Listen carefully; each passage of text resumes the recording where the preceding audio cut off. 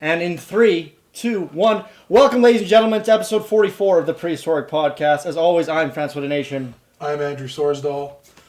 Alex Shenton. So, we've been on a bit of a hiatus, Andrew. Yeah, quite a bit of a hiatus. What happened? We had shit to do.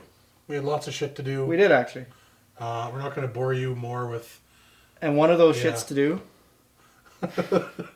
One of the things we were doing was working with the extremely beautiful and ever-talented Alex Shenton on his solo project, A Rancher's Son. We did a video for Cease, his album, which is out now. Scraps, you should check it out. It's on iTunes, or you can always come to one of his shows and purchase a physical copy. That's what we're going to be doing tonight. Get it signed. He's a super chill guy. I'm sure he'd do that for you. And so we're here. We're going to chat about what the tour's been like, what it's been like to kind of go off on your own, and let's just jump right into it. Yeah, let's start with the tour. How's the tour been, Alex? You look tired. Good. Yeah, no, and lots of driving this time around. I did a good run out in Winnipeg in like a weekend, and I learned that driving to Winnipeg is further than driving to Vancouver from Pincher Creek. So I guess. Yeah, every show's been a blast though. Like, I mean, since I've released this thing, like, everything's been going really well, like exceeding expectations, which is really awesome, because usually you play some bricks and you get depressed, but hasn't happened yet. So that's awesome. How many shows have you played so far in this tour? I'm at the 9th show, and I had 15 booked initially, but I keep picking up more and more, so I don't even know what the tally's at, but it's cool. It's just kind of seems to be gaining a bit of its own momentum, and just the internet's kind of, it's funny like that. You know, your friends see you do something, they're like, oh, well, we're putting on a show then, right? And they reach out. And it's been awesome. So it's great. We're really glad to have you on the podcast. Glad you could stop by. I'm glad you guys could make the video. You guys should probably check it out. It's awesome. Like, they took my idea and made it better, which is like when you're, I guess we should mention what we did. So, for Alex, I don't know if we ever mentioned this. No, we probably wouldn't have never even mentioned this on the podcast. It wouldn't have even been in the planning stages. So, like Andrew was saying, for Alex's single Cease, we went out to Pincher Creek area, and we filmed the music video out on Alex's ranch, which is just gorgeous. Like, I hope to get to work with you there again, but also just want to film everything there. Anything or everything. I think you could honestly film like a pile of dog shit, and it would look so beautiful because of the mountains, landscape and the trees, and it was. I was thinking, it's like, you always think, because you see movies like The Lord of the Rings and stuff, and you're like, oh, New Zealand, like, that's where you got to film stuff, and it's like, and the fact that we're in Saskatchewan, we're just like, we mostly have wheat, and we got a lot of cool decrepit old barns, we got a lot of that stuff, and it's a lot, but that's like all you ever see. And then going out to Pincher Creek, it was like, we're in fucking New Zealand. Like, there's forests and there's mountains, and like, this is beautiful, and lakes and streams, and like, it was crazy. It was almost, I dare anyone to take a camera out there, point it at anything, and not capture something gorgeous. Yeah. Like, you would struggle. Yeah. Like you were saying, actually, you know what I kind of want to talk about is like when you first had the idea to do a music video, and sort of what was the process for you? Even like, tell us about your process right up until contacting us. Sort of like what was going through your mind and all that kind of stuff. So I guess when I usually start drafting them in my head, so I was down at Skull Creek Studios in Piapot, which Aspen Beveridge from the League of Wolves did the recordings. So he did all the audio on the disc, and phenomenal job. But I was driving home from Piapot, and I just basically looped my own thing on repeat, and I asked myself, like, what do I see when I hear this, right? And and a lot of it, the nature of the song is about going home and dealing with the reality of putting off your responsibilities too long, essentially. And and it was just basically like, how can I document what home means the most to me? And so I when I had these guys out, I brought them in several settings that really was like, when I think of home, these are the views that I think of.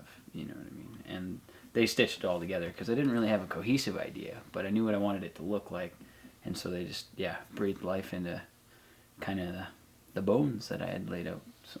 Yeah, it was. I gotta say, it was really a treat working with you, just because we've never really had someone that wanted a music video who, like, it's typically been either we don't know what we want, figure it out entirely for us, and we'll kind of like. Yeah, it's sort of like shoot down your idea, which is fine. It's like working with the League of Wolves. It's like most of those guys are super great because they allow us like a lot of creative freedom. Yeah. It's like they trust us and they think we're gonna go. And there's Ethan who is like, I would like Godzilla to appear and multi-million-dollar CG work. I would like there to be spaceships. And it's always, you guys can do that, right? Can we film in space? Can we do some zero gravity things in the music video? That'd be cool. And then we say to Ethan, no, shut up, Ethan, usually. And then, we give, where it's like, oh, like there's something there, and kind of move on with it. Yeah, no, he usually, to be fair, I've said this before, Ethan always has the inklings of really good ideas. And then from those things, we can extrapolate stuff. That always ends up being better. But yeah, so I like Ethan because he challenges us to try crazy things. So I like that. But like I said, with them, it's like we usually have total creative freedom, and which is fun, but it doesn't feel quite as collaborative. Yeah. Which is like, I feel like it's kind of with music and music videos, sort of important because it is two different groups coming together to create something that represents them both. Hopefully in a way that they're both really happy with. So, I mean, working with you was great because you had you had a pretty good idea of what you wanted and how you wanted it to look and the sort of feel you were going for. And then just like, because when we were out there, essentially, correct me if I'm wrong, but we were out there, we essentially just drove to different places.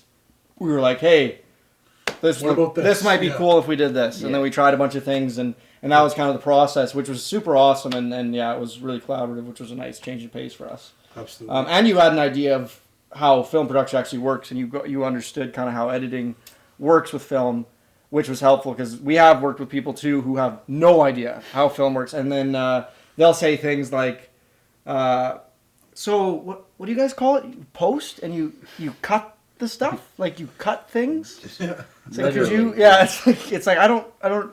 So yeah, you run to people like that too. So no, yeah, like Andrew said, I think it was very much a treat working with you because you had a good idea of what was going on. Yeah, there was a lot of the pressure was off of us to like figure everything out and know everything. Which on like you said, on one hand it's kind of nice because then you're like it's like our idea that we've controlled, but at the same time, like you said, it just lacks the collaborative feeling. And honestly, Cease is probably, I've said it several times, but it's probably my favorite thing we've done so far as just everything. Just the concept and the song work so well together, and just it looks beautiful. And I can't honestly recommend it enough.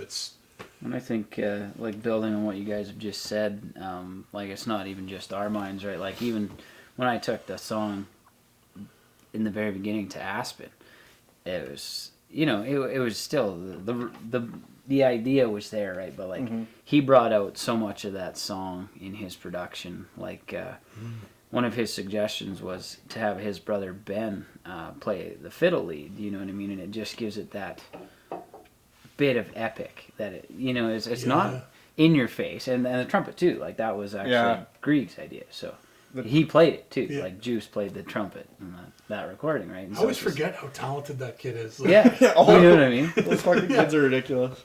It's like he just played the trumpet. It's like I didn't know that was a thing that you could do. He just plays the trumpet. So there's so I mean, even on that track, so like I brought in the chords and the lyrics, but like so as far as like honing the vision and making it sound even more larger than life, like that's half the Beveridge family was involved with that too, right? And then Carolyn was in the kitchen listening too, right? Like, it's just a really cool environment to make music, and everybody's into it, right? Was that your first time recording? No, I'd been there a couple times. Like I took breaks. I remember the first time we met you.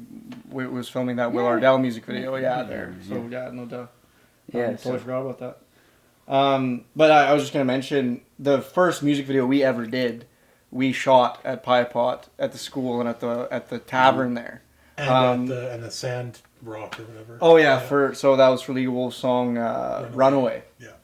I remember that one. Ton of fun. Video, yeah, that was a lot of fun to shoot. That was for us. That was our big testing thing because we were so scared. We've told this story on the podcast before, but we got to go over this for you because it was just a crazy story. So at the time, I was going to school in Vancouver.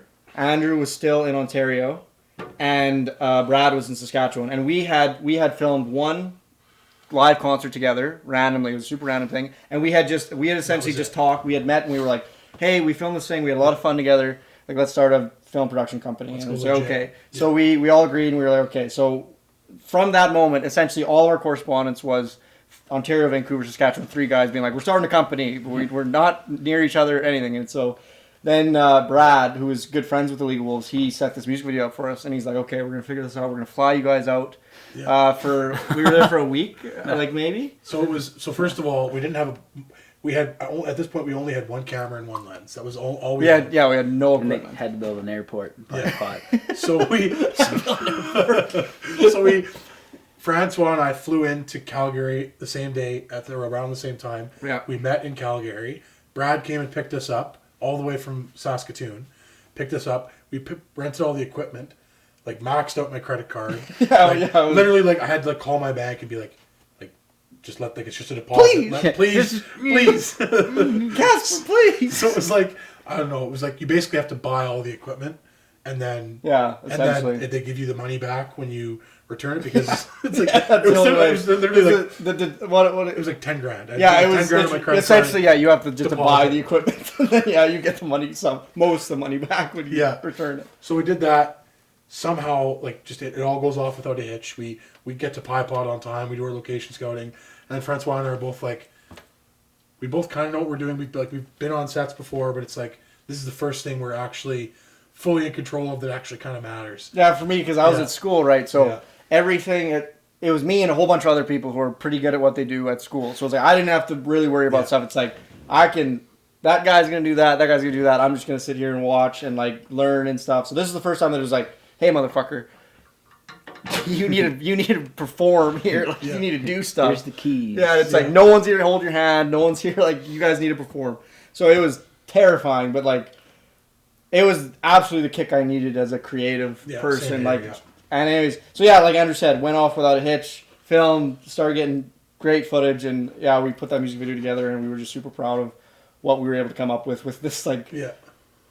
Yeah, I don't know. But then at the same time, like, this is something we talk. I hate. It always seems to come back to this on the podcast. But looking back at that now, it's like, I can't believe we thought that was good compared to Cease that we did. It's like, that was garbage compared to what we can do now. That's because you guys are artists, man. Yeah. You're growing your own. That's just, like, I listened back to the first album that Bastard Poetry recorded, and I'm just like, oh.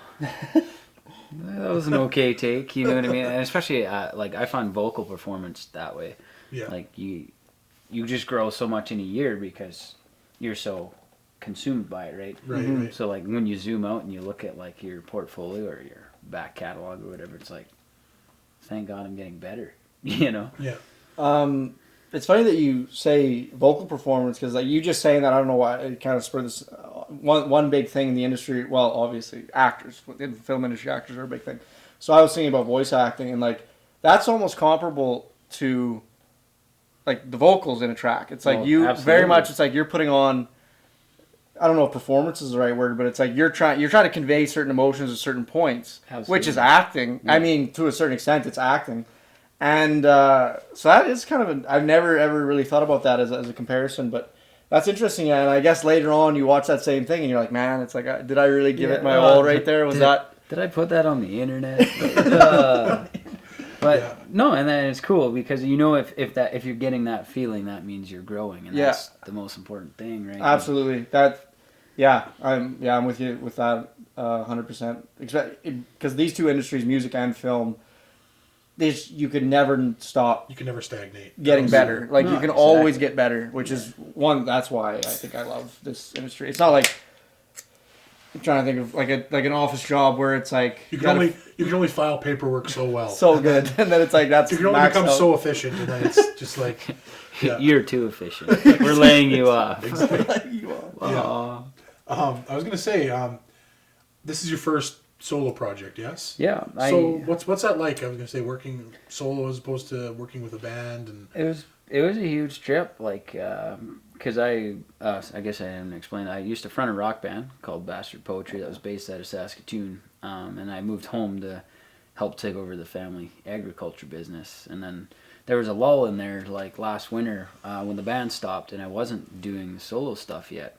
I had to get, it's funny, yeah, it's kind of, everything's related. I had to get better, because I found what I did in songwriting when we were in the band is I would do the composition, I'd do the lyrics, and then I'd take it to them and I'd be like, fill in the blanks. But when you're doing it yourself, it's like, you got to write the bass line, come up with the beat, come up with the lead melody too. So it's like I had to get better at every instrument in order to make my visions possible, which I'm sure you can relate to with technology and cameras and techniques, right? It's you as soon as you get to a point where you're doing everything yourself, you realize what you're the worst at. And for me, it was drumming.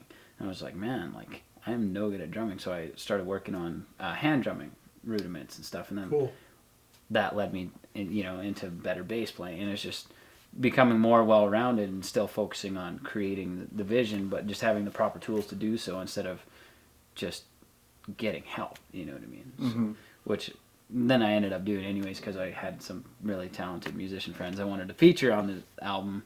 Like there's a flute player on there. The banjo player, Colton Crawford, plays in the Dead South. Like, so I have a couple of guys like that who are just like absolute talents at their instrument that they needed to bring that to my vision. You know what I mean? But as far as like the majority of the stuff, like I performed all the instruments on most of the tracks. You know what I mean? So I had to learn. Yeah, evolve or die, I guess. Trial by fire. Trial by fire. Yeah, we're big fan of Trial by Fire. That's we thrive on Trial by Fire. that's yeah. Yeah, there's so many things early on that are just that's like the first year of our careers. We're just Trial by Fire. It's like. What is it? When there's a quote. It's like when you're handed an opportunity. It's guy who started Virgin Mobile. It's like when you're handed an opportunity, you always say yes and figure out how to do it after you say yes. That was like the first year of our career. That is a great attitude. Yeah. One thing I heard in school in Vancouver, they said a lot. The head of our program, his name was Ted, and he used to say, "Tell everybody that you've done it 30 times until you've done it 30 times." And I was like, what a great thing. And I was like, that's very funny. I'm like, because that is the way to do it. Because I mean, nobody's gonna hire you unless they know you can do the job. And I mean, the only way you're gonna be able to do it 30 times is if you get 30 jobs. So I mean, I was like, that is solid advice. So. Yeah. Oh, it's gigs. When you start out, like if you're talking to young guys wanting to do a band thing, it's like, get out there and play, and you'll realize really fast what you need to be better at. You know what I mean? Yeah, it's a trip. I remember playing my first open mic in Saskatoon because I used to play bass in a band called Breaker Breaker in Saskatoon before I ever sang. That is a sick name for a band. Oh, it was a great band. Like I used to play in Speedo and cowboy boots. Like it was that kind of band. That's awesome. But it all kind of ended abruptly, as bands do, and so I was like, well, what's the next move? And I was like, well, I'm going to start singing. First open mic I did, I remember my leg was just like quivering. Yeah. Like I was trying to play guitar and it was just bouncing off the floor. I was like, why is this so much harder than playing bass, right? And it was because I wasn't ready. I hadn't practiced enough. I didn't know my, but if I had never taken that first opportunity and just fucked it up and drove it into the ground, I would have never pushed myself to get better either, right? Mm-hmm. So it's one of those make or break things where you either decide I need to get better or fuck this, I can't handle it. It's too difficult. Like I don't care about it enough. So it's I can see, especially with performing in front of people, it would be really separates the people who want to keep going and the people who it either motivates you or like just breaks you down. And it's talking about this saying like you got to go up there and then fuck up to like see. It's like that one other thing you'll realize by doing that, going and fucking up, is how fast you can improve after fucking up. It's it's like after somebody holds in front of your face why you're terrible, you will fix that immediately. I'll never forget, just on that line, I won't say who it was for, but one of the first jobs that we ever did, got hired to do. I was the only one working on it, and I showed up, and it was an hour away from the home base, and I realized that I didn't have any of our like compact flash cards to record, so I had to call Brad, and I said, okay, I forgot the cards. You have to drive here and get them to me, and I'm just gonna pretend like I have them. So I spent like an hour and a half pretending to film all this stuff, but I didn't have anything to, like, I had nothing to capture it on. So I spent like an hour and a half, like, pretending to film, like, just all this stuff. And then he got there, and I'm like, oh, great. And then I really started to, like, I'm like, now I have to be so good and get, I had like 2 hours left. I have to get everything I need in 2 hours. And yeah, that's a mistake I have never made since that. And never will. And I never will again. Yeah. Carry one of those little wallets full of cards now. Honestly, that's what I should do. Yeah. That's one of our big things we learned early on, was just organization. Yeah, because I mean, well, the other big tragedy that happened to us one day, we went to film this Stantec. They contacted us and they were like, we're opening up this skateboard park in Regina. Can you guys come film the opening event and like a little promo video for this skateboard park? So we drove out there and we filmed that thing. We were going to film 2 days. The one day it rained, so we didn't film that day at all. We ended up going to the skate shop and filming interviews. Oh right, we filmed interviews that day. And then it was between that and the next day that we lost. Yeah. So anyways, went to sleep, woke up the next morning, drove out to the site, realized we have none of our cards, none of our batteries. We have 2 3/4 full batteries and 2 cards. Yeah, and that's it. So that's it. And it's like, that's going to last this was our day that we're supposed to be filming these skateboarders, like these professional skateboarders. Who are there to basically perform for us, like do all these tricks and get all this sweet footage. And we have nothing. We have like one GoPro. And they're all guys from like California. Like they've flown out for this. Yeah. And like that's what they're there for. Yeah. So we're like, fuck. It's like we have no idea what this is. So Brad's like, we checked first we checked the vehicle. It's not there. We call our friend. We had to stay on a concrete floor the night before because it was a Rider game or something. There were no hotel rooms in the whole city. Yeah. We just fucked up our organization planning. So it's like, okay. So we call our buddy. We're like where is this bin? Like, it's like we can't find it anywhere. And he looks in his house. He's like, it's not here, man. Yeah. And then I remembered, I thought we set it on the roof of the car when we were leaving. So I thought it would have been on the roof, and then somewhere in our trip it had fallen off. So Brad spends 2 hours going, like, looking under all these bushes, frantically asking people. Who was he with? Wasn't he? My mom. Yeah, he was with your mom. Yeah, my mom was in town also. So and your sister too. Yeah, they were both all looking for this card bin. Going through tufts of grass on the street in Regina, like the city, like looking for this thing, like so desperate. Then finally we call our friend Lucas one more time, and we're like, "Can you please check one more time? Like there's nowhere else it could be." On the phone, he's saying, he's talking to Brad on the phone. He says, he's like, "No, dude, it's not here." He's like, "It's not here, dude, it's not here." Oh yeah, no, I found it. And it turns out we had put it. They were moving. Then we had set it on this stack of boxes. And then he had moved other boxes on top of the one box, so it was in this box in this laundry room.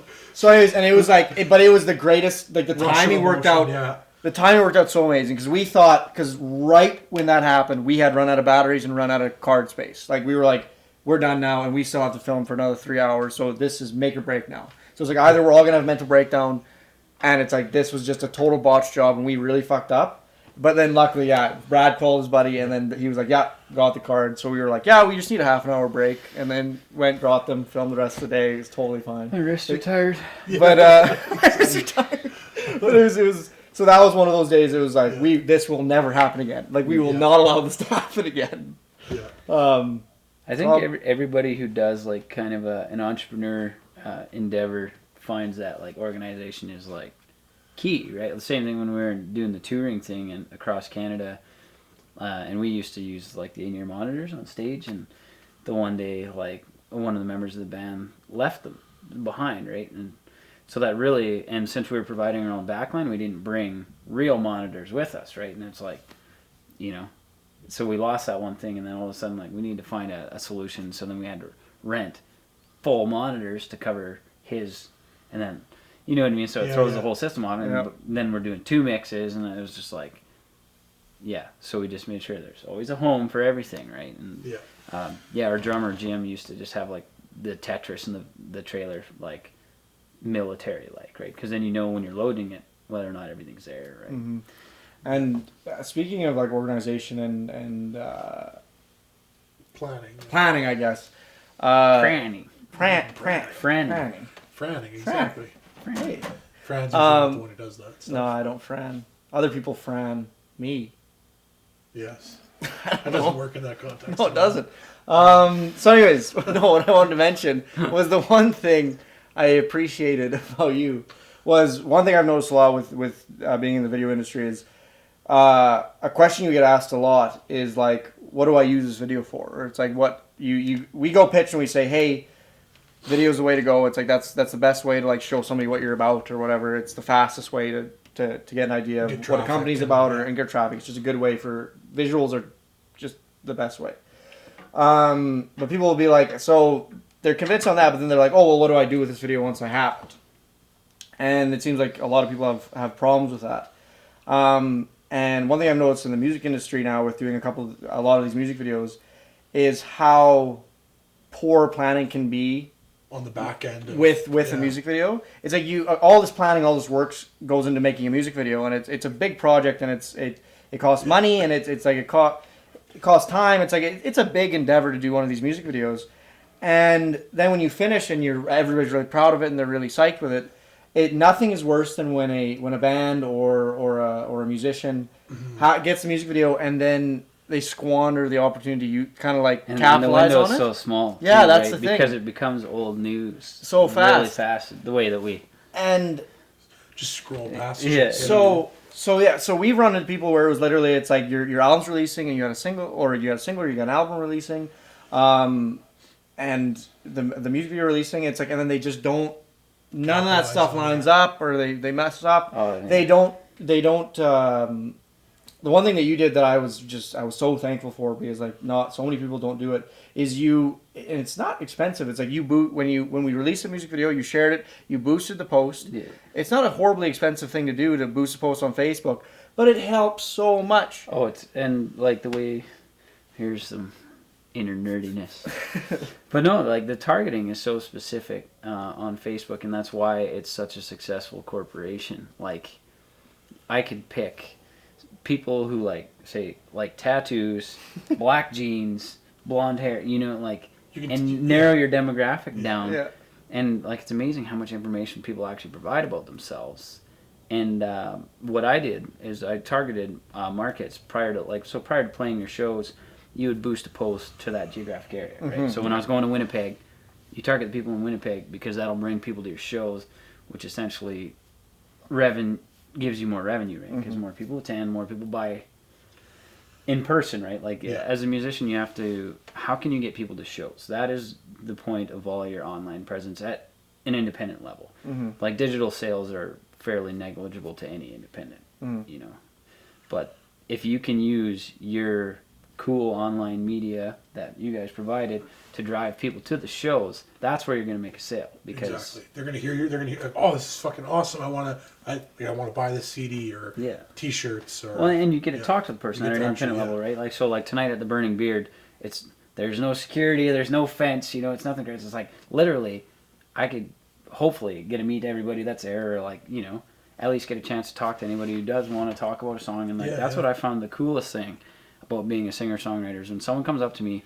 and asks me about a line in my song, because that means they've listened enough that they actually remembered something that I wrote down once that meant something to me and it's important to them, and it's like that's the most unreal feeling as a singer-songwriter. Well, it's like it's passion feeding on passion, right? It's like you were so passionate about and that's one thing I've noticed about the video industry, just kind of building on that too, is I'll write something, right, a script, or because we do our own creative content too. I mean, podcast is one of them, but we do a lot of our own creative content. But I'll write something or go to special. Use that as an example. Yeah, I wrote this cartoon recently, and animated and I did a lot of work to make this cartoon happen. It took a crazy amount of work, and I was so excited about it and so pumped about it, and I was just like, man, I'm making a cartoon. Like, how many people get to say that they've made a cartoon or they got to make a cartoon? Like, nobody gets to say that. Like, I was so excited.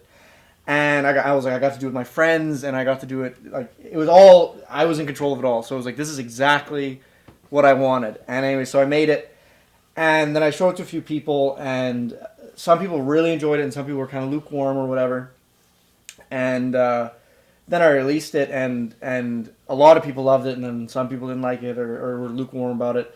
But I guess back to the previous point, I was so excited about it, and you tend to passion tends to go away the more you spend time on something. It's like you think something is so awesome, and you're so excited about it, and you keep being excited about it until it reaches a plateau where it's a certain level of refinement, I think, where it's like you're really just nitpicking really small things, and then you get so used to it that you're like, is the base idea as good as I thought? Like, do I need to go way back to the drawing board? And then you get scared because you're like, well, I've put dozens of hours in this. Like, I can't afford to go back to the drawing board, and I don't know if this is good anymore. Like, I've seen it so many times, I've listened to it so many times, and it's not until someone else gets excited about that thing that you were excited about, and they come up to you and they say, this is awesome, you need to do it again, and you like positive feedbacks. And like that's what it's like, that's all you need, and you hear that again, you're like, fuck yeah, and then you're like, I want to go do another one right now. It's like I want it's so gratifying, and no, so I totally agree. It's like that 100%, man. Like it's, and I guess to funnel back into your point, so like if you make that connection with people, and you have a plan in place, like I'd say there's probably about 200 hours of office work behind a release that I do. You know what I mean? Madness. But you do it over 6 months, right? Yeah. Same thing. Like you don't just grind it out and like I gotta work for money because I'm not independently wealthy yet. But yeah. So if you kind of pick, so for me a big thing is college radio, right? Because commercial radio probably won't touch it because nobody knows who the hell I am. Mm-hmm. But so right now, like I literally look up every DJ that might be, you look at what they spin, right? Like you find the people that might actually answer your emails or you mail it to them, and but you have to do that, right? Like no one's going to do that for you. And it's just a numbers game. Yeah, and then so, right? I emailed out 80 CDs and I heard back about 5 emails to date about them, but they're spinning it, right? So if those 5 people are passionate about that because they took the time to listen to it, because you took the time to mail it and send them a note, how many people does that reach, right? And that's kind of the magic, especially the internet. But you do need that plan, right? Like, because you can't release the album and then try to chase it, right? Because it's old news so quickly. Like so someone will go back and look like, well, this came out last September. Like, why are you emailing this to me now? Like, it's not exciting. It's not fresh, right? Yeah. And so, but if you have all that infrastructure in place, so I think prior to my release date, I had like 600 or 700 emails drafted, right? Just like waiting for the big red button, like, boo! Right? And that was one of the best feelings because up to that point, you're like, well, what if nobody likes it at all, right? Yeah. Like, because I was the only one who kind of knew what I was doing, but then seeing the effects of it so far, it's been great. Yeah, I mean, no, and to talk about Cease, just the single, the one reaction that I've seen, I don't know if you found this, but the one reaction I have heard the most, and it's like it happened with us, it happened with a bunch of my friends that I showed it to. It was Jane. It was that I would show them the single. I'd be like, because I had one buddy that I was convinced he would enjoy it because it was just right up his alley. Yeah. And he would listen to it. He listened to it, and he literally came back. And I asked him like, "Oh, what'd you think?" And he's like, I don't really know. He's like, it's really different. And I'm like, okay, sure. Anyways, then like a couple days later, he comes up to me. He's like, man, it's like I listened to that song a couple times. It's like I can't stop now. It's like I love it. And it was the exact same reaction I had when you first contacted us about making that video, and I listened to the song for the first time. It was so different from anything I'd ever heard. It just took me aback. So I was just like, do I like? I don't even know if I like it. I knew that I was excited to do a music video because I was like, it's different, and I'm like, I'm excited to do something different. But I didn't know if I liked it. And then it was just like I listened to it and listened to it. Second, third time. Yeah, and then I noticed it's like this is incredible. Can't stop listening to it. Yeah. And Kelsey was the other. Kelsey said the exact same thing when we showed it to her for Brad's girlfriend showed it to her. She said everybody I showed it to said the exact same thing. They said they listened to it the first time. They're like, Like, it's different. It's like, that was very, very odd. And then it's like, the second time, and it was like, for me, first time I was like, ooh, like, I gotta listen to it again. And then by the second time, I'm like, yep, like this is. Had it figured. Yeah. Exactly. It's one of those. It's one, and I think that's that. Like, that's exactly what you want in a single, because like, you don't want something that blends in right away. You want something that like gets somebody's attention, and then like you can listen to it again and again and again, because it's so unique that it's like it takes so much longer to get old. That's hilarious, man. Like, talking about those radio emails that I've been sending back and forth, like, been trying to, the people that have been talking to are like, we don't really know what genre to play this, or like what, you know what I mean? And I found it has gone the best in hip hop circles. You know what I mean? Like, they seem to totally, because it's more about like, well, it's real life shit, right? And that's kind of what the essence of hip hop is in my mind. But yeah, so trying to like pitch it to people, right? And be like, hey, like, this is the song. Like, well, what's the genre? This is our radio format. And I'm just like, it's a fusion of things, and that's really cool to hear that, because you know you've made your own thing at that point, right? Like, it's not like, oh, it's country song. That would be, that is a great way to describe you. You are very much your own thing. That is in the best way. In the best way possible. That is such a good description for you. Yeah, I gotta say, like, that is a very apt description of how I felt it. Like, when I listened to that Cease, especially. I mean, like, obviously I haven't listened to all the other tracks as much as I've listened to Cease, because I've jammed out to the CD a couple times in my car, but like, obviously we edited Cease, so we listened to that song hundreds and hundreds of times, so we know that song forward and backwards. I could probably almost rap that song myself. Yeah, I think I can tonight. Oh man, yeah, I think I definitely will. It's to the point now where I've seen art, like, helped that, like, seen the video in the process of editing, and like showing it to so many people and watched it with them, that I can hear a line of the song and picture the part of the video that song fits with. I think it's my phone. Shit. Well, they won't be able to hear it on the mics, I think. No, maybe not. Okay, nobody will know.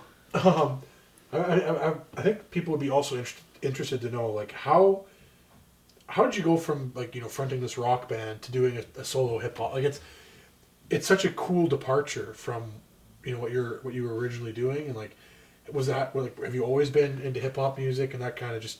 Oddly enough, yes, but like, I never really would have acknowledged it as a major influence, like, because I picked my favorite bands, like, and as a teenager, AFI, Rise Against, a band called Lucero from Tennessee, and like, they're the furthest thing from hip hop. But I listened to like a lot of Jurassic 5, like Del the Funky Homo Sapien, even G Unit in high school. Like, it was all there, and it's prevalent. Like 2001, Dr. Dre. Like, it's just they're installed in our upbringings pretty much. Like, totally, they were huge albums, right? And then Andrew's a very big rap hip hop fan. I'm a big hip hop rap fan, absolutely. Yeah, that's my jam. Yeah, for sure. So going like from that, and like, I just wanted to be so punk rock and so metal and everything when I was doing music in the beginning, because I was like angry and cathartic and angsty. But now, like, moving home, I was just so much more relaxed. I just, like, it vibed better with me because it's more storytelling, right? Like, it wasn't like, I got to write an epic ballad that's going to change this nation, or, like, it's not like that. It's like, I'm just telling my story, and I found rhythm and poetry was a better vehicle for that, because it's just more fun, I mean, absolutely. I've listened to your album like a ton of times. That's honestly one of my favorite things that's out right now. Thank you. Absolutely, well, no problem. I gotta say, other than Cease, my favorite songs are probably, I really like The Bush. I thought that, or is that what it's called? Yeah. Let's have a look here, because there's definitely that was by far just a fun, just really fun song. I like the bass line was just so chunky. I liked it a lot. And so yeah, Cease and The Bush, and then I really liked Major Baller also, or Coach. Yeah, that song is incredible. Yeah. That song is. I love that one. Yeah, that song is a definition of dope. Like, that song is incredible. I think once again, because like pretty surface level reactions I've had, but anyways, like Coach, fucking love it, because like I feel dope when I listen to it. And the river, like the one that yes, the two Beverage Boys helped on. That song is fucking sick. Because you can it's crazy how much you can hear them distinctly in it. Yeah. And I guess it would only come from you knowing those guys and hearing them a lot. But it's crazy how much the collaboration just comes right through, and it's this is a collaboration forged by fucking gods. These people were meant to fucking play together. Yeah. And so that song is. And I honestly, really I have to awesome. ask about a line in that song just because it I don't know what it is with your music. Cease resonated with me so much. Losing my dad a few years ago, and just that element of there's that kind of the loss sort of themes that you touch on in that song. So that just hit me really hard. And then with the river, honey on the rock, the river flows around, that line, it was actually in the guest room that I stayed in. It was written up on the wall. I'm like, what is that? That's such an epic line. And I heard it in the river, and so yeah. That sounds like it's very ingrained in your own experiences, and absolutely, yeah. It absolutely resonated with me. So I just wanted to kind of get your take on that. That's funny, yeah. So I always get completely into what I'm doing, right? And so it's just it was kind of about my relationship with my girlfriend Jess. A professional snowboarder, by the way. Yeah. You think she's dope. fucking cool? His girlfriend's actually, by some miracle, I don't know if she's cooler, but as cool. Rock star dating a professional snowboarder.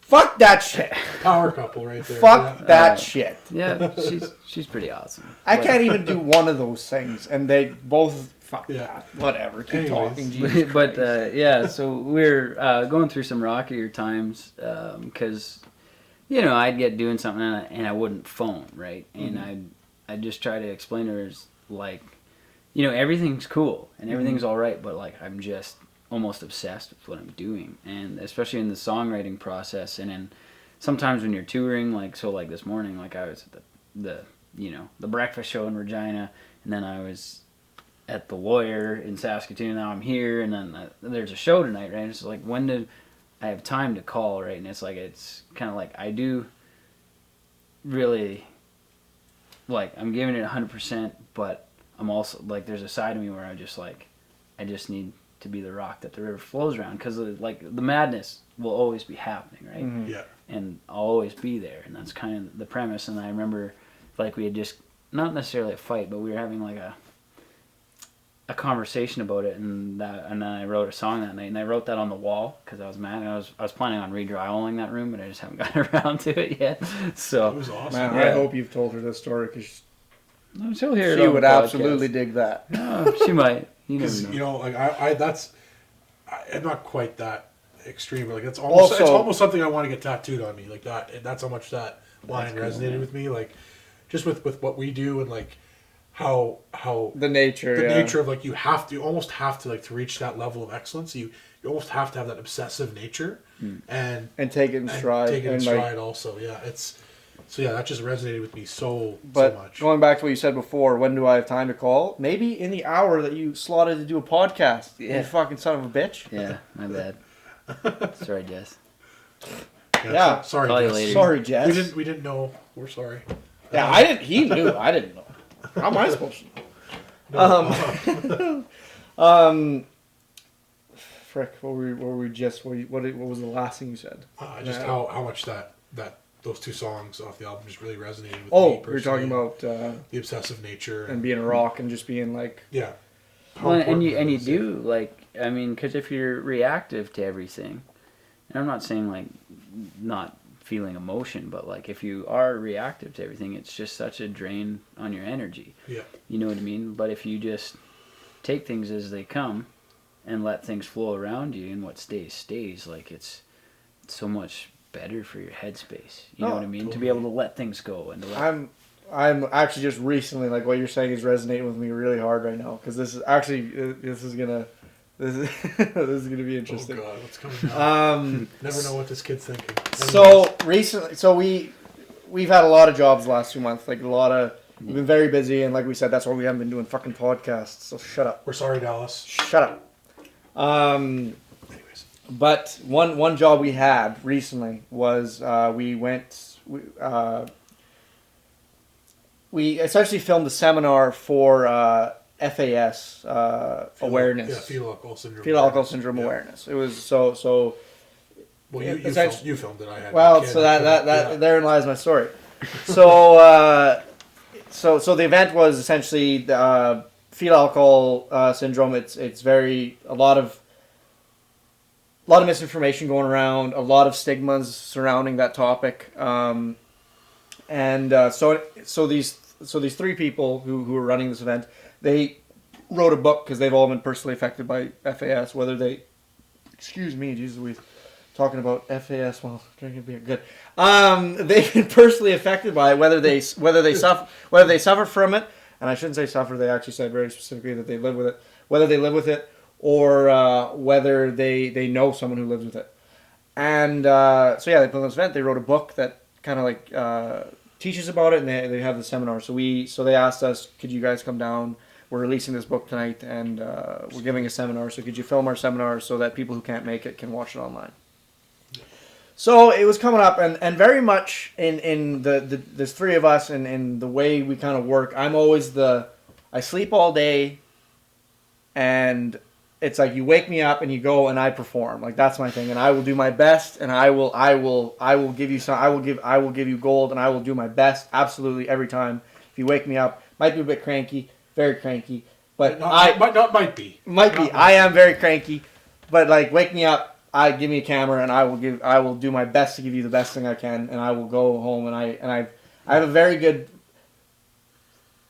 mind for like putting video together and like filming video. It's I think I've got a talent for that specific thing. So very much the creative side of that. Yeah. But as far as like planning goes and keeping appointments and that kind of stuff, I'm not as great at it. Like I said, it's like I like to sleep all day and I work all night. Like that's the kind of guy I am. So it's tough to make appointments and do that kind of stuff when you're awake all night and not when everybody else is.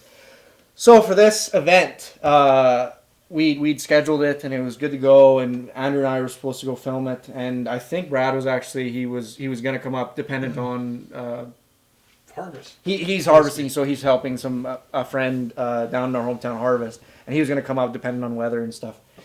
And anyways, like the day before, it was like you had an emergency with Drew, and it was like I had to watch him while my ex had a job interview, so like I just couldn't make it.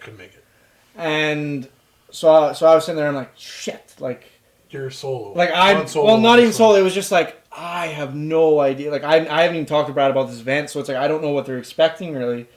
So I talked to Brad. I'm like, so what are they expecting? And I kind of got an idea, and I talked to you, and it was like at that moment I was like, I could get pissy about having to go film this by myself and like with this little notice or whatever, and it's like, but fuck it, it's like whatever. I'm gonna go take a I have cameras, I have sound, I have the stuff I need. At the end of the day, if I'm complaining, I'm not complaining about anything real because like I have the shit I need. I don't need to do anything to get like. It's not like I don't have what I need. So I'm like, okay, I'm gonna go film this thing. And I went, met those people, filmed it or whatever. And I mean, to get back to your original point, it was one of those moments that for the first 20 seconds, it felt like, fuck, like this is really gonna suck. Yeah, like I was like, God. Like, gosh dang it! Fucking Andrew having a kid, god damn it! So it was all those like irrational thoughts that go through your head, and then it was like the moment I was just like, fuck it, don't be a pussy and go film this thing, get it done, do the best job you can, get it done, and like it's the problem lies with you not wanting to go do it. It's not their fault that shit's happening. It's totally attitude. Right? Yeah, it's like it's just totally up to you. So it was like, so that's the thing is like, before I responded to anything, I was just like, just think about it for a little bit. Is like this something worth getting any sort of pissy about? And I was like, no, absolutely not. I can absolutely go do this. I have a car. I have where it is. I have the equipment. I can go do this by myself. I have the ability. 2 feet and a heartbeat. Yeah, it's like I have the ability. Went, did it, worked out, totally fine. Everything's hunky dory. But just you saying that, it was just I remembered. It's like it's getting past those stupid emotions you have and those irrational emotions you have. It's like that is the brunt of observing of them, that. right? Rather than letting them basically control you. And like I was a pretty angry, reactive kid. Like guess the term is spaz. But you know, like I remember playing sports and just being like, man, I'd get so mad and so worked up, and it never helped, ever. Yeah. You know what I mean? And there comes a point in your life, and I don't even remember the turning point. Oh, I sort of do. Well, I broke my leg like really badly once playing soccer, and then I had to sit on the couch. I think it was like in a cast for like 26 weeks. So it was like just ruined the summer of my grade 11. Holy shit! Yeah, so I pretty much like psychologized myself then because I had nothing better to do. You know what I mean? So I was just like, why did? And that was funny. It was just probably because I got so mad where I got myself in a situation where I could get hurt. You know what I mean? Because I was being so reactive, and it's you just got to learn to observe it as it comes and like experience it, but don't let it control you, right? And I found coaching, which is where the track coach comes from. I coached junior high boys volleyball and basketball last year. That's awesome. Yeah, and it was like really cool to get involved in sport again because it'd been 11 years since I touched any kind of sport really, and cared about it. And then seeing them like same thing, like they get so mad and so involved, and it's just like it's funny to like, and so being able to coach them through that, right? And there's a line in that song too. It's like you're the architect of every single situation that you ever wreck, and it is totally true because your perception can allow you to make anything positive. That is a great quote. Yeah, no, full of. You described it earlier, like as how doing the hip hop thing, like how telling a story and like the poetry kind of made more sense than a rock or like a punk album that was kind of what you started out as. And absolutely, like I can totally see, especially now talking to you about it, how much poetry is in your album and yeah, I mean, like I said, that the river and Cease just totally just stuck with me, just hit me in a totally personal way. It's like one of those things where, you know, it's not true, but it's like, oh my God, like he wrote that song for me. And like, yeah, it's totally exactly. He says my name in the song. Yeah, but absolutely, I would say there's a level of poetry in this, and like you can just kind of tell I've never had music really like jump out at me in the story or the message jump out at me in the way that this album has. That's awesome, dude. It's just really cool getting to actually work with you and you know, it's just been a really awesome experience. And you said it today actually, because earlier today we were telling you we were filming another music video for an artist named Eliza Doyle, and you said it to her. You said we've been very fortunate in that the artists that we've worked with, the majority of them we've really genuinely enjoyed their music. So it's like working on these music videos hasn't been a chore. Because I mean, like I can't even imagine. Like the day that we get a music video that's like, this fucking sucks. But imagine, they're paying us, so we're gonna do this because it's a job. But it's like, fuck, is this gonna be tough to like really try to do a good job if you don't? The guys who made the music video for Friday deserve that $1 million. That's all I'm gonna say. Well, that guy. Well, he's a scam artist. He's a scam artist, but I mean, his whole thing is like charging rich kids, just obscene amounts of money for like. But can you imagine having to listen to Friday? I can, because that song is genius. But I mean, we can't talk anymore. Friday, what a song! How much time are we at here? We have about 5 minutes left. 5 minutes, cool. Minutes, yeah. This is a deep podcast. I like it. It was good. Yeah, we were planning on talking about Harambe and his dick. That's popular now, I guess. Right? I don't know. Best thing I've heard with regards to the whole Harambe thing is you know the song "Closer" by the Chainsmokers. Baby, pull me closer like I'm in your zoo enclosure. It's a picture of Harambe. Holy shit. Pretty offside, but hilarious at the same time. Like, he's the most famous gorilla since, like, King Kong and Mighty Joe Young, I bet. Oh, like, Mighty Joe Young, King Kong, Harambe. 3 most popular gorillas of all time.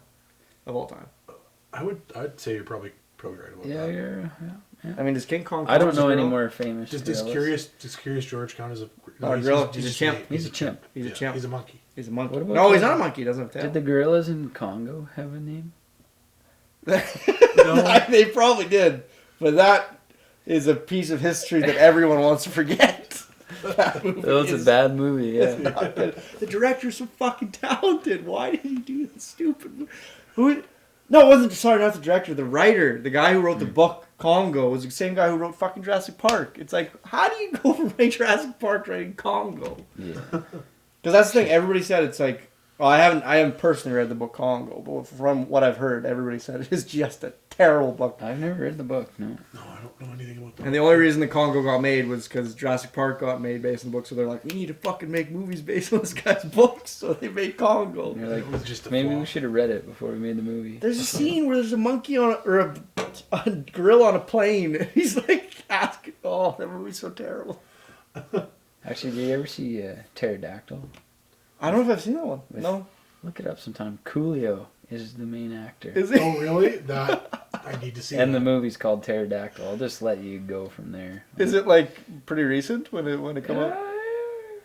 It's not new, but it's not that old. It was after 2000. Oh, okay. So Coolio was Okay. already out of the spotlight by the time this happened. Nice. But yeah, It's like, Pterodactyl. like Snakes on a Plane and how they had like people from the internet writing dialogue for the movie. How did that movie? Because that movie got a wide release. Was the thing about Snakes on a Plane? It's a B movie or not even a B. It's like it's a terrible movie. Yeah. That but that was got a wide was release. like the point. Yeah, Yeah. Wasn't it? I think it was crowdfunded, wasn't it? It's like a I Sharknado. think got it a wide partly release. got crowdfunded, and then so they did the whole like send in dialogue, and then what was the one line that I'm sick of these motherfucking snakes on this motherfucking plane. Yeah, and I guess Poetry. Samuel L. delivering any dialogue is poetry. So. I think he said that about the movie too. He was like, I heard the premise, and he was like, I need to be a part of this. He says that about a lot of things. Though, I think like He might be one of the most diverse actors in the entire world. Like he's been in so much shit. Like whenever I see him in Star Wars, I'm just like, that's the same guy in fucking Pulp Fiction. Like same guy in Deep Blue Sea, the same guy in Deep Blue Sea. which is a classic movie also. Yes, if you like sharks, watch Deep Blue Was Sea. he in Sphere too? Was he? I don't remember. I also don't remember. Yeah, well, whatever. Probably he's in everything, so Yeah. probably. I mean, Because there was one. I think he was the creepy bad guy in Sphere. Maybe I don't know. we'll have to look. it I'm up providing for the podcast. misinformation. So yeah, we should probably kind of start wrapping her up, I guess. Yeah, might as well. That was a good podcast. Good, That was- quick podcast. So yeah, do you have any upcoming like tour dates you want to plug or anything else you want to kind of? Yeah, well, tonight in Saskatoon, tomorrow in Regina, and then really as far as the prairies go, not too much. I'll probably be looking at, just taking care of my cows for a bit, doing some gardening. Yeah, Got absolutely. her all cleared. Got a rototility So, every fall. well, the question I gotta ask is because hopefully everybody who ever sees this podcast and exists buys this new album. I totally recommend it. Scraps by Rancher Sun. Great. When's the next Rancher Sun album Next- coming out? Whew, I don't know. I've been in talks with Aspen. Like I've got all the songs written, but it's just a matter of financing it. So it really just depends on how this one sells. So buy this album is what you're saying. Buy this album, please. No. When we were filming our music video, I guess. It sort is of. our music. I guess it video. is our Yeah, music video. It really is. He told me about some of the ideas he has, or some of the Yeah. what some of the songs are about, and I'm very excited. And I would like to hear some of them. So buy this fucking album so I can hear the next album, you sons of bitches. And so we can also it's a little ecosystem. Like you fund the album, which eventually funds the music video and the lyric videos that subsequently come from that album, which hopefully we get to participate in. So Yeah, yeah, he probably thinks it's garbage. That last Probably. music video, like he's never gonna work with us again. He's just sick of us. he'll just ghost us like everybody else. Ghost us. It's like, Yeah, it was really nice to see you guys. I'm totally- breaking up. Totally good. How about that music video? It's just like nothing. Just like Alex Shenton scene on this at this time. Just no response. So thank you very much, ladies and gentlemen, for tuning into this podcast. Thank you very much, Alex Shenton, aka A Rancher Son, for coming on, being on the Thanks for podcast. having me. Oh, Of course. you were great. What a good Nice good podcast. what's the word? Cast? Guest? Good Good guest guest. you were. Good return. We gotta do more guests. Yeah, we do. Yeah. I mean, we've had Also, like we've had a couple guests. Like that were shit. we're Look at you, way Swade. we're way less ugly also with Brad not here and like That's true. That's the Oh, one big so thing. nice. Whenever Brad's not here, everything looks better. It's just like it's like if you took a filter of pus off the screen. Like that's what it's like. Yeah, it's like it's just beautiful. Nicer. It's like the upgrade from like base standard def, like 360p to 4K. Like that's what it's like. Oh my goodness, how was I ever watching that other garbage? Like that's what it's like. Thank you very much. Andrew, sign us off. All right, so hopefully we won't take another giant hiatus like we just did. We like that word. That's why we do them so often. But definitely check out Arantxa Sun, his new EP, Scraps. It's on iTunes or better. EP. Or sorry, album. Jesus, new album, Scraps on iTunes. Start the podcast from the beginning. You fucked up from the beginning. All right, cut here. We'll do a little thing here. So absolutely, make sure you buy Arantxa Sun, his new album, not EP, album, Scraps. It's on iTunes. Better yet, come out to one of his shows. You can check out tour dates on your Facebook. Yeah, pretty much anywhere. I host them. I keep them on Facebook. Your official website is just arantxasun.com, and then all the shenanigans can be witnessed from there. Awesome. So check those out, and we will hopefully talk to you again soon. Talk at you, I guess. We're not really talking to you, but we're talking at you. But bye. See you, cats.